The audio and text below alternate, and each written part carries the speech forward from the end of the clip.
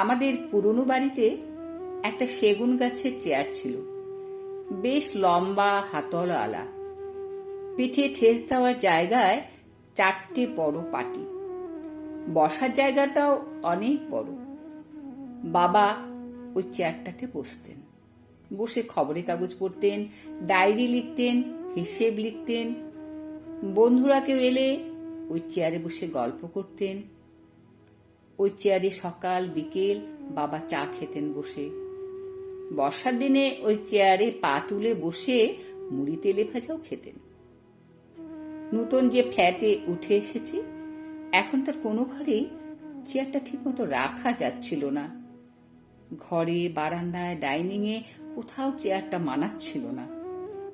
নতুন সব আসবাবের মধ্যে চেয়ারটা অসম্ভব বেমানান। কিন্তু বাবার মতোই বাবার ওই চেয়ারটাও আমার ভীষণ প্রিয়। ওটা ফেলে দেব বা বিক্রি করে দেব কোনোটাই ভাবতে পারি না। চেয়ারটা দেখলেই বাবার কথা মনে পড়ে।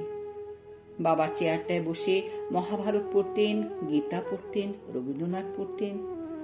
চেয়ারটার গায়ে হাত রাখলে আমার এখনো মহাভারত, গীতা, রবীন্দ্রনাথ কানের মধ্যে বেজে ওঠে। তবু সেই চেয়ারটাকে রাখতে পারলাম না। নতুন কেনা একটা স্টিলের আলমারি ঘরে ঢোকানোর সময় ধাক্কা লেগে চেয়ারটা ভেঙে গেল। একটা পা জখম হয়ে গেল।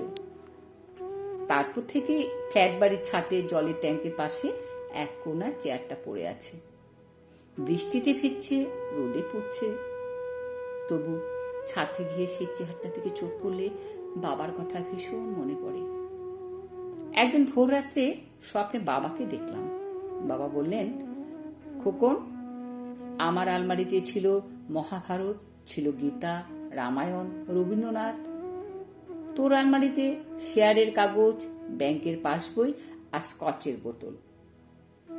আমার খাতাপত্রে আমি লিখতাম গান, কবিতা, লিখে রাখতাম সুভাষ বোসের বক্তৃতার সারাংশ।